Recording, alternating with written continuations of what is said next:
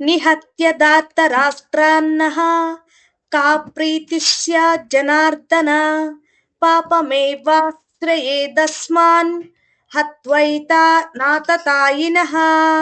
నిహత్య సంహరించి, హతం చేసి, దార్తరాష్ట్రాన్ ధృతరాష్ట్రుని కుమారులను, నహ మనకు, కా ప్రీతి స్యాత్ ఏ సంతోషం కలుగుతుంది, జనార్దన ఓ కృష్ణ, పాపం పాపము, ఏవ నిజముగా తప్పక, ఆశ్రయేత్ కలుగును అంటుకొనును, అస్మాన్ మనకు, హత్వా హతం చేసి, ఏతాన్ వీరిని, ఆతతాయినః శత్రువులను ఆయుధాలతో దాడి చేయు వారిని.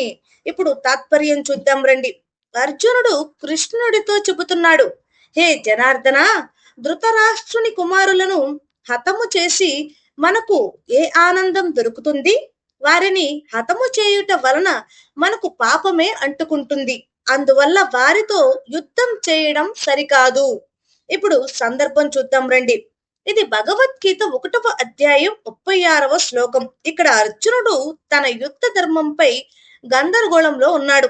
ఆయుధాలు పట్టిన కౌరవులు శత్రువులే అయినా వారిని చంపితే పాపం అంటుతుందని, సంతోషం కంటే దుఃఖమే వస్తుందని భావిస్తున్నాడు.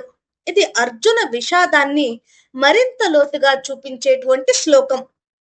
భగవద్గీత మరింత మందికి చేరువ కావాలి అంటే నా వీడియోని మీరు తప్పకుండా లైక్ చేయాలి.